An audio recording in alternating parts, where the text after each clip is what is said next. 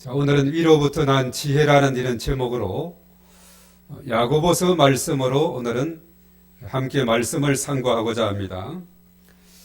자, 야고보서 하면은 누가 기록을 했을 것 같아요? 예, 야고보가 기록을 했습니다. 우리가 야고보서 1장 1절에 보면 하나님과 주 예수 그리스도의 종 야고보가 이렇게 말하고 있죠. 흩어져 있는 12지파에게 문안하노라라고 이렇게 시작을 하고 있습니다. 자, 야고보는 어떤 사람일까 우리가 우선 생각을 해보게 돼요.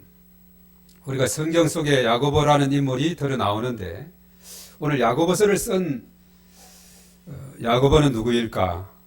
우리가 여러 가지 상황을 쭉 살펴보면 예루살렘 교회에서 목회를 했고 우리가 사도행전 15장에 보면은 바울과 실라가 1차 전도여행을 마치고 큰 이슈가 하나 등장이 됐었는데 그것이 뭐냐 하면 이방인들도 구원을 받을 수 있는가 하는 그런 문제인데 이 문제를 사도 바울이 직접 1차 전도여행을 통해서 이방인들도 다 예수님을 믿으면 구원받을 수 있고 성령의 충만함을 받는다는 것 이것을 이제 확인해 와서 교회에 보고했을 때 예루살렘에서는 이제 회의를 개최하게 됐는데 그 예루살렘 회의가 사도행전 15장에 나오는데 그때 의장이었던 사람이 이름이 누구냐 하면 야고보라는 그런 이름이 나오고 있습니다.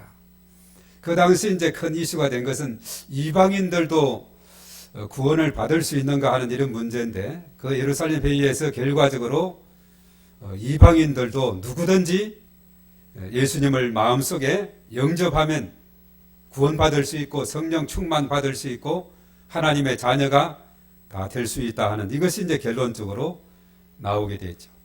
그래서 바울은 2차, 3차 로마 전도 여행에 이제 날개를 달게 된 거예요.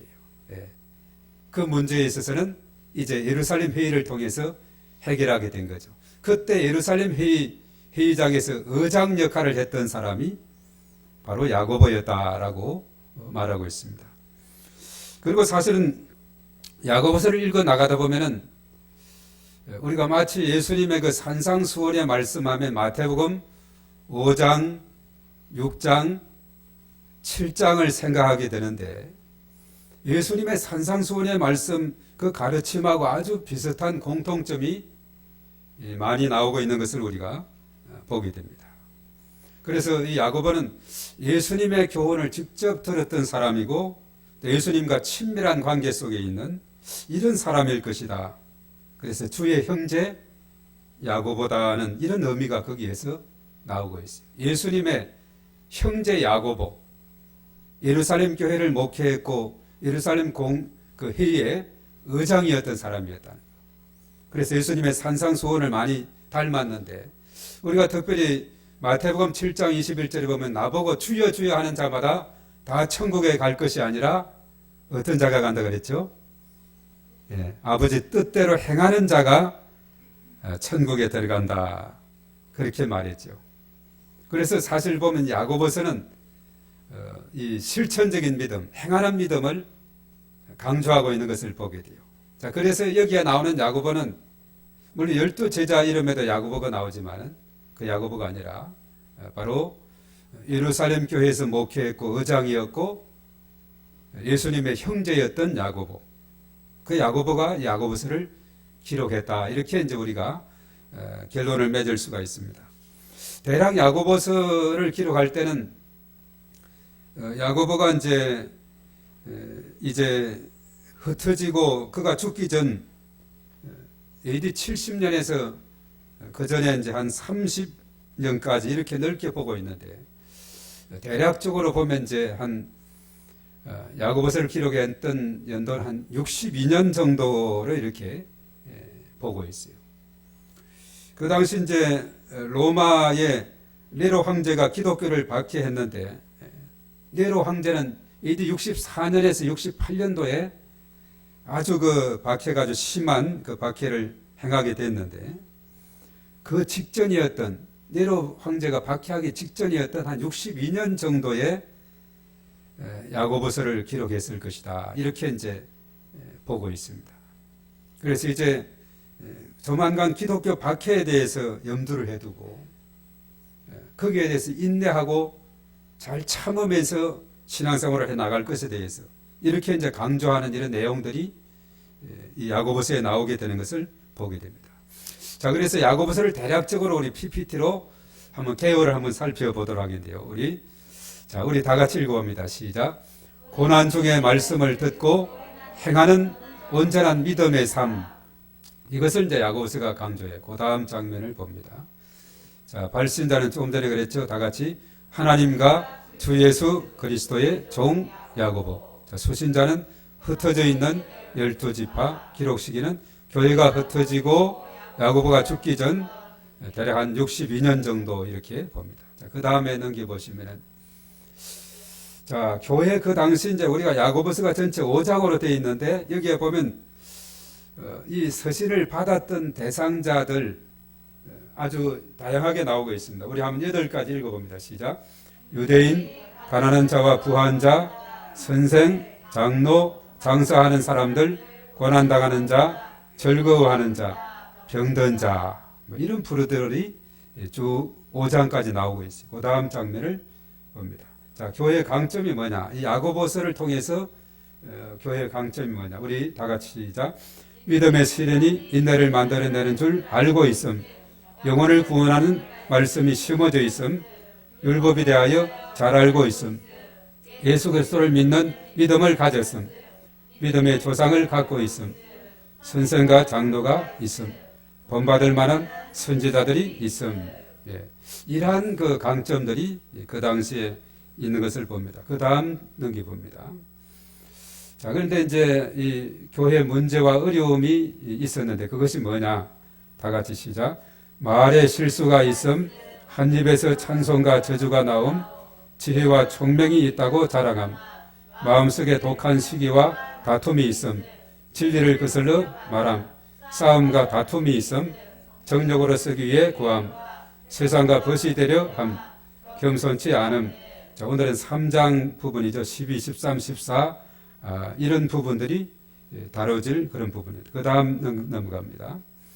계속해서 하나님께 복종치 않음, 하나님을 가까이 하지 않음, 두 마음을 품어 성결치 않음, 서로 비방함, 경제적 이익만을 따르고 헛하는 자랑을 함, 부자들의 횡포, 서로 원망함, 헛된 맹세를 함, 미혹한 사람들이 있음. 이러한 여러 가지 많은 그런 특징들이 산재해 있는 것을 보게 됩니다. 자, 그러면 그 다음 넘겨봅니다. 자, 이 야고보서를 통해서 우리에게 깨우쳐주고자 하는 것은 우리가 처음에 읽었던 대로 중심 내용이 뭐냐? 다 같이 시작. 고난 중에 말씀을 듣고 행하는 온전한 믿음의 삶. 행하는 온전한 믿음의 삶이다 했습니다. 그리고 이 책을 쓰신 그 주된 이유가 있는데 왜 썼느냐? 목적이 있는데 6가지 다 같이 시작. 고난의 목적을 이해하고 인내하도록 권면하기 위해, 교회 안에서 빈부격차로 인해 발생한 문제를 권면하기 위해, 말씀대로 행하는 삶을 권면하기 위해, 선생들의 온전한 행세를 권면하기 위해, 하늘로부터 온 지혜에 합당한 삶을 권면하기 위해, 주의 재림을 기다리는 삶이 무엇인지 가르치기 위해. 자, 이러한 그 쓰신 그 목적이 있는 것을 보게 됩니다. 이제 오늘 이 본문의 말씀에 그 다음 그림을 봅니다.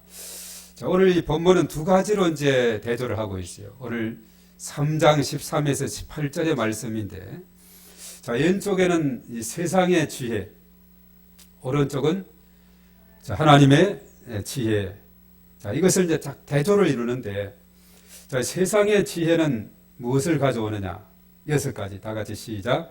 시기, 다툼, 거짓말, 이기심, 혼란, 분열을 가져온다 했고, 자, 하나님의 지혜는 성결, 화평, 관용, 양순, 긍휼, 거짓 없음, 편견 없음 7가지로 설명하고 있죠. 이 화평은 의의 열매. 또 나중에 여기에 보면 18절에 보면 의의 열매고 17절은 선한 열매다라고 이렇게 깃발을 들고 있는 내용이 안에 선한 열매다 되어 있죠. 오늘 본문은 사실 이것을 잘 대조하면서 우리로 하여금 위로부터 난 지혜, 그것은 다른 말로 말해서 오른쪽에 있는 하나님의 지혜를 우리에게 가르쳐주고 깨우쳐주는 귀한 말씀이다라고 보게 됩니다. 이제 영상 화면으로 돌아오겠습니다. 자, 이제 야고보서 하면 우리가 좀 전에도 언급했습니다만은 실천적인 그 믿음을 강조하고 있다라고 말을 했어요. 우리가 야고보서 보면은 이 교리적인 가르침보다는 신앙의 실천적인 면을 아주 강조하고 있는데, 그래서 야고보는 행함이 있는 믿음을 강조하고 있습니다. 우리가 오늘 읽었던 3장 그 앞쪽에 2장에 보면은 2장 17절 26절에 보면 그런 말씀이 있습니다. 자, 2장 17절 우리 한번 다 같이 읽어볼까요? 시작. 이와 같이 행함이 없는 믿음은 그 자체가 죽은 것이라. 26절입니다. 영혼 없는 몸이 죽은 것 같이 행함이 없는 믿음은 죽은 것이니라. 예. 자, 행함이 없는 그 믿음은 죽은 것이다. 이렇게 말하고 있습니다. 그래서 행함 있는 믿음을 강조하고 있죠. 물론 신앙의 교리도 중요합니다. 그래, 교리만 마음속에 품고 다니면서 그것이 행함이 없다면 이것은 아무런 의미가 없다는 거예요. 야고보서는 이것을 잘 행해야 된다. 그렇게 말하고 있어요. 동전의 앞뒤면과 같이 교리와 실천은 서로 붙어 다녀야지 교리만 앞세우고 행함이 없다면 안 된다는 거죠. 그래서 오늘 시작한 그 13절의 말씀에 그렇게 말하고 있어요. 너희 중에 지혜와 총명이 있는 자가 누구냐? 그는 정명해 보일 것이 있는데 선행으로 말미암아 지혜의 온유함으로 그 행실을 보일지니라. 그렇게 말하고 있어요. 자신들이 가지고 있는 지혜와 총명을 가지고 내가 더 많이 알고 있어, 내가 똑똑해, 내가 너보다 뛰어나, 이렇게 한다면 앞에서 언급했던 대로 세상적인 지혜에 속해서 결과적으로 거기는 분열과 다툼만 일으키게 된다. 그렇게 말하고 있습니다. 하나님의 지혜, 이것을 우리에게 강조하고 있다는 것이죠. 그래서 행함으로 보일지니라 이렇게 했는데, 사실 사람이 행하면은 두 가지를 우리가 생각을 해야 됩니다. 하나는 언어, 말입니다. 우리가 3장 1절에서 12절의 그 앞에 우리 본문 바로 앞쪽에 그 언급을 하고 있어요. 언어에 대해서, 언어의 중요성에 대해서. 그리고 하나는 생각, 지혜. 이 지혜를 다른 말로는 생각이다라고 이렇게 말할 수가 있어요. 오늘 이 본문의 말씀이에요. 그래서 이 3장은 1절에서 12절은 언어에 대해서, 말에 대해서, 그리고 13에서 18절은 지혜, 생각에 대해서 우리에게 깨우쳐 주고 있다 하는 거죠. 그래서 우리의 행함에 있어서는 이 언어, 말하고 지혜, 생각이 너무나 중요하다는 겁니다. 그래서 우리 한번 따라하겠습니다. 지혜롭게 생각하고, 지혜롭게 말하고, 지혜롭게 행동해야 합니다. 사실 우리 생각하고 이 말은 말하는 대로 생각하고 생각하는 대로 말한다, 이런 말이 있는 거죠. 그래서 생각은 말이 되고 말은 행동이 된다, 또 이런 말이 있습니다. 우리 한번 따라하겠습니다. 생각은 말이 되고 말은 행동이 된다. 그래서 우리가 좋은 생각, 좋은 언어를 우리가 많이 사용을 해야 됩니다. 누가 그랬죠? 이 돌집에 초청을 받아서 가서 예배를 드리고 푸짐하게 차려진 떡과 음식들을 함께 먹게 되고, 그러면서 이제 돌잔치를 하니까 그 주인공 되는 아이에게 많은 덕담들을 하고 있죠. 야, 아이가 아주 달덩이처럼 아주 잘생겼다. 아주 크면 장군처럼 되겠다. 큰 한 자리 해 먹겠다. 뭐 이렇게 여러 가지 많은 이야기를 아주 덕담을 하는데, 어떤 한 사람이 있다가 이래 봬도요, 죽으려면 금방 죽어요. 예, 아주 그 좋은 분위기 속에 그런 생각, 그런 언어가 어떻게 나오는지 완전히 분위기를 그냥 싸늘하게 이렇게 만들고 있잖아요. 그래서 우리의 생각과 언어를 하는 것은 참 지혜롭게 말하고 지혜롭게 생각을 해야 된다는 겁니다. 특별히 그 아기를 기르는 엄마들이 꼭 필수적으로 읽어야 될 책이 있는데 말이 아이의 운명을 결정한다 하는 이런 책이 있습니다. 말이 아이의 운명을 결정한다 이런 책이 있는데요. 아주 참 유명한 책이죠.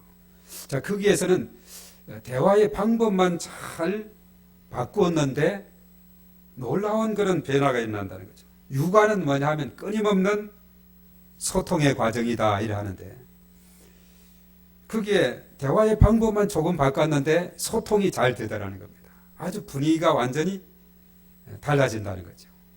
그래서 언어라는 것이 참 말이라는 것이 너무나 중요하다는 것을 거기에서 깨닫게 되는 거죠. 옛날에 우리 어렸을 때 옛날에 분들은 아이를 기를 때 뭐 이런 책이 뭐 있을 리도 없었고 그때는 뭐 읽을 기회도 없었고 그래서 아이를 기르는데 참 옛날 분들은 가만히 들어보면은 이 참 거친 말들을 참 많이 했던 것 같아요. 뭐 망할 놈, 빌어먹을 놈, 뭐 이런 말들 아주 이런 말들을 서슴없이 하는데 그런데 한 가지 좋았던 점은 옛날에는 어렸을 때 학교 초등학교 입학을 할 때는 꼭 하나 매주는 게 있어요. 코 많이 나오면 풀으라고 목에 매줘요. 흥해라. 코 나오면은 흥해라. 우리 한번 따르겠습니다. 흥해라. 예. 흥해라, 흥해라, 흥해라. 그래서 우리나라가 이렇게 흥하게 되어가고 있대요. 예. 흥해라. 그 말은 참 좋은 말 같아요. 예. 그래서 우리 언어를 하는 것이 너무나도 중요한 것을 보게 됩니다. 우리 한번 따라하겠습니다. 생각이 말이 되고, 말은 행동이 되고, 행동은 습관이 되고, 습관은 성격이 되고, 성격은 운명을 결정한다. 예, 아주 참 중요한 그런 의미죠. 그 인생 사계라고 자오유월이라는 사람이 88가지를 쭉 이렇게 삶의 지혜를 적으면서 자신의 경험담과 또 여러 가지 이런 그 체험담 이런까지 넣어서 기록했는데 참 그 책도 사람이 살아가면서 꼭 우리가 한 번 정도는 읽었으면 좋은 책이다 하는 생각이 듭니다. 인생 사계 우리는 사계절이 잘 돼 있죠. 봄, 여름, 가을, 겨울 지금은 무슨 계절이죠? 예. 봄, 여름, 가을, 겨울 중에 겨울이죠. 겨울. 예. 자, 인생 사계라고 거기에 이제 책을 제목하면서 봄은 우리에게 무엇을 알려주느냐? 희망을 말해주고 있어요. 희망. 여름은 열심히 활동하는 그런 계절이고, 그리고 가을은 결실의 계절이고, 겨울은 이제 마무리하는 계절로. 그래서 인생 사계라는 책에도 이런 희망과 활동과 결실과 마무리 이런 것으로 잘 정리해서 여러 가지 삶의 지혜가 88가지 그렇게 쭉 적혀 있는데 바로 거기에서 강조한 것이 생각과 언어의 중요성 이것이 행동을 결정하고 습관과 인격을 결정하고 그것이 결과적으로 운명을 결정하고 있다. 자, 이런 것을 우리에게 알려주고 있다는 사실입니다. 그래서 우리가 야고보서도 사실은 언어와 생각에 대해서 지혜에 대해서 우리에게 잘 가르쳐 주기 때문에 야고보서도 우리가 많이 읽고 우리의 삶의 터전으로 삼게 될 때 하늘의 지혜, 하나님의 지혜, 위로부터 난 지혜를 우리가 듬뿍 받아서 우리의 삶을 풍요롭게 행하게 될 줄로 믿습니다. 자, 그래서 야고보서는 기록할 당시에 로마 제국의 기독교가 전파되면서 이제 헬라 철학의 영향을 받았어요. 이 철학이라 하면은 사변적이거든요. 실천적인 것보다도 이론적인 성격을 띠게 됐는데 오늘 이 본문에서 야고보는 땅의 지혜와 그리고 하늘의 위로부터 난 지혜, 하나님의 지혜를 대조하면서 결과적으로 무엇을 강조하느냐 하면 착한 행실, 착한 행동을 강조하고 있고 오늘 여기에 17절에 말한 대로 선한 열매, 18절에 의의 열매를 강조하고 있다. 그렇게 봅니다. 당시 유대교에서는 신앙 논쟁이 자주 일어났고 아주 공교로운 그런 논리로 인해서 이기는 사람을 지혜롭다고 여겼습니다. 서로 말로 논리를 이렇게 주장하면서 그게 이기는 자가 지혜 있는 자다 이렇게 했는데, 그래서 야고보는 공교한 논리가 아니라 선행 착한 행동과 온유한 행실로 지혜와 총명을 증명해 보이라 이렇게 가르치고 있어요.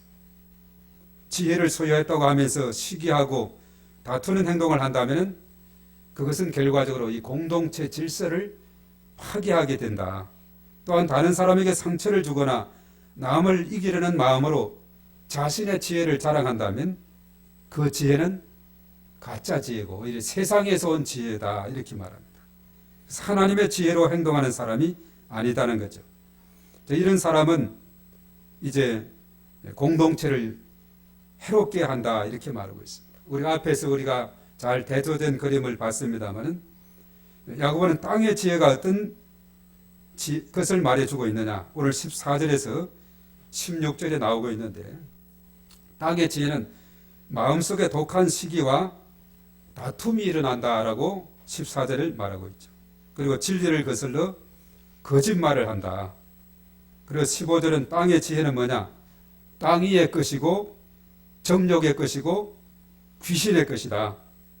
그리고 16절에 시기와 다툼이 있는 곳에는 혼란, 무질서와 모든 악한 일이 있게 된다. 이렇게 말하고 있습니다. 그래서 땅의 지혜는 이것은 공동체 생활에 도움이 되지 않는 오히려 시기와 다툼, 혼란과 무질서, 악한 일을 생산하는 일이다. 이렇게 말하고 있죠. 자, 야고보는 교회 내 유대교 영향력이 흘러 들어와서 분쟁과 다툼이 생기는 현상을 지적하면서 땅 위의 지혜가 아니라 위로부터 온 지혜, 하나님이 주신 지혜로 살아갈 것을 권면하고 있다는 사실입니다. 자, 그래서 위로부터 난 지혜, 어떤 지혜들이 있느냐? 우리가 다음 그림을 보겠습니다. 7가지인데, 자, 우선 가장 먼저 첫째는 뭐라 그랬죠? 성결, 두 번째는 자촉의 화평, 세 번째는 관용, 그 다음 또 한 장 넘겨요. 그 다음에 양순, 긍휼, 편견 없음, 거짓 없음. 자, 그 다음에 7가지를 다 모아놨습니다. 한 번 더 다시 시작. 성결, 화평, 관용, 양순, 긍휼, 편견 없음, 거짓 없음. 그대로 두시기 바랍니다. 자, 여기에서 이 성결이 뭘까? 성결은 말씀과 기도로 거룩한 삶을 사는 거예요. 거룩한 삶. 이것이 성결이다. 그렇게 말하고 있습니다. 자, 관용은 뭘까요? 관용. 성결. 그 다음에는 화평이죠. 화평. 화평은 다투지 않고 사이좋게 지내는 것. 이것이 이제 화평이 되는 거죠. 자기의 지혜를 자랑하는 곳에는 다툼이 일어나지만 하나님의 지혜로 행동하는 사람은 다투지 않는다. 화평. 서로가 사이좋게 잘 지내는 거예요. 예빈이와 예나가 잘 사이좋게 지내면 화평의 관계를 유지하는 겁니다. 서로가 잘 지내면서도 보면은 때로는 싸우기도 하죠. 우리 손녀도 보니까 사이좋게 잘 위에 애가 동생을 챙겨주면서도 또 어쩌다가 막 놀 때는 그래요. 막 밑에 아이는 어쩜 잡히는 데를 잡거든요. 보면 머리를 좀 뽑아서 손에 잡고 있어. 언니를. 그럼 얘도 그냥 같이 그냥 막 머리를 막 당기고 막 이렇게 하는 것을 보게 되는데, 그 공격 본능이죠. 내 머리를 뽑았다 이거죠. 그럼 그때는 가차 없어요. 그전에는 사이좋게 지내다가도. 그래서 사실은 이 가까운 형제 자매 사이는 사이좋게 지내가다가도 때로는 이런 얼굴을 붉히는 일이 생기게 되는데, 화평의 관계가 참 너무나도 중요한 겁니다. 그 다음에 관용. 관용은 뭐냐? 너그럽게 이해하고 용서하고 이런 것입니다. 상대방의 논리에 대해서 논쟁하거나 화를 내지 않고 다른 사람의 실수나 잘못에 대해서 너그럽게 이해하고, 그래서 공동체를 아주 채우는 역할을 하는 것이 관용입니다. 양순. 그 다음에 양순은 뭐냐? 말씀을 받아들이고 순종하는 것을 말하고 있어요. 하나님이 이웃을 사랑하라고 하신 말씀에 순종하며 공동체를 이롭게 하는 이것이 양손이죠. 그 다음에 뭐냐? 긍휼이 있는데 어려움에 처한 사람들을 위로하고 함께 아파하며 실제적으로 도움을 주는 것. 이것이 바로 긍휼입니다. 사실 이 긍휼이라는 이 단어는 우리가 전에도 많이 말씀했는데 예수님의 사역에서 불쌍히 여김을 갖는 것. 헬라 말로는 스플랑크 니조마이라 그랬어요. 스플랑크 니조마이. 불쌍히 여기는 마음, 긍휼. 자, 이것은 너무나 중요한 겁니다. 컴패션이라고 영어는 그렇게 말하는데 예수님의 사역에서 가장 우선되는 것이 뭐냐면 이 사람이 불쌍히 여기기 때문에 병든 자를 고쳐주고 귀신 들린 자를 쫓아내주고 그리고 사망의 고통 중에 있는 자들에게 복음을 전해서 어둠에서 빛으로 인도하고 그 영혼을 구원하는 역할을 하게 되고 불쌍히 여기는 마음, 긍휼히 여기는 마음이 있으면 그 사람을 치료해주고 구원의 길로 인도하게 되고 예수님은 사역 이전에 그 마음 속에 긍휼의 마음, 이 마음을 가지고 있다는 거예요. 우리도 사실은 우리 오이코스들, 우리 주변에 알고 있는 사람들, 또 우리 주변에 많은 사람들 불쌍히 여기는 마음이 있다면 그들에게 복음을 전하지 않고는 견딜 수가 없는 저와 여러분들이 될 줄로 믿습니다. 긍휼의 마음을 가지는 거예요. 그리고 편견 없음, 외모나 주의나 또 여러 가지 형편으로 사람을 차별하지 않고 서로 사랑하며 지내는 것을 말해요. 또 거짓 없음, 자신의 잘못을 인정하고 정직하게 말하며 남을 속이는 행동을 하지 않는 것. 이것이 거짓 없습니다. 라고 말하고 있습니다. 이 7가지. 이것이 바로 하나님이 주신 지혜고 이것이 공동체를 세우는 아름다운 덕목들이다. 라고 오늘 여기에서 17절 그렇게 말하고 있죠. 네, 다시 이제 화면으로 돌아오겠습니다. 이제 오늘 이 마지막 절의 말씀에 보면 이렇게 있어요. 화평하게 하는 자들은 화평으로 심어 의의 열매를 거둔다 라고 그렇게 말하고 있죠. 오늘 야고보가 예수님의 산상수훈의 가르침과도 많이 공통점이 있다 했는데 우리가 산상수훈의 말씀에 보면은 마태복음 5장 9절에 이렇게 말했어요. 화평하게 하는 자는 복이 있나니 그들이 하나님의 아들이라 일컬음을 받을 것이다 라고 말하고 있죠. 예, 화평하게 함으로 인해서 의의 열매를 많이 거두어들이는 이러한 것을 우리에게 깨우쳐 주고 있다는 사실입니다. 그래서 우리가 화평하게 하는 자, 참으로 공동체를 세우는 아름다운 사람이라는 사실입니다. 우리가 끊임없이 세상적인 지혜와 하나님의 지혜가 충돌하면서 또 그 사이에 악한 은수 마귀는 계속해서 우리를 공격해 옵니다. 이 영적인 싸움에서 우리는 승리자가 되어야 될 줄 믿습니다. 그렇지 않으면 승리자가 안 되면 패배자가 되는 거예요.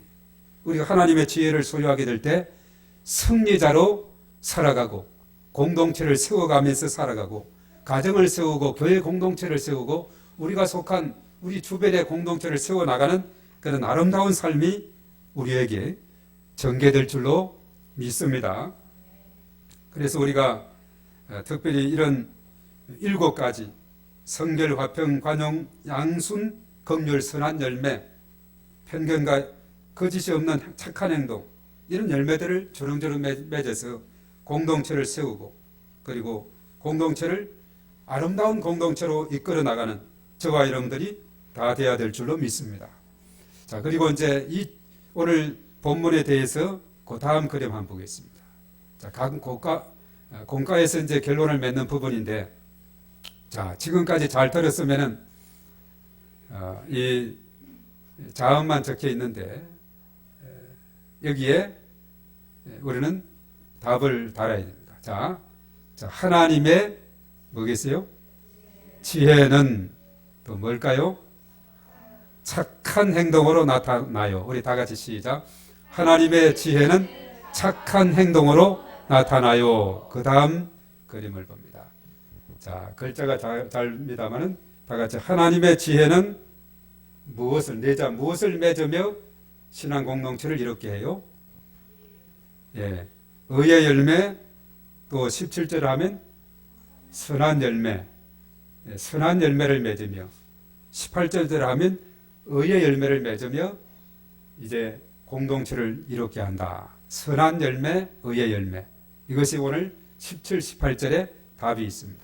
자, 그 다음 한 장 넘기면은, 자, 이것이 이제 각 공과별로 본문은 다 똑같아 그랬어요. 우리 유년, 유아부, 유치, 유년, 초등, 중등, 고등, 어른까지 다 오늘 본문 이 동일합니다. 자, 제목은 다양해요.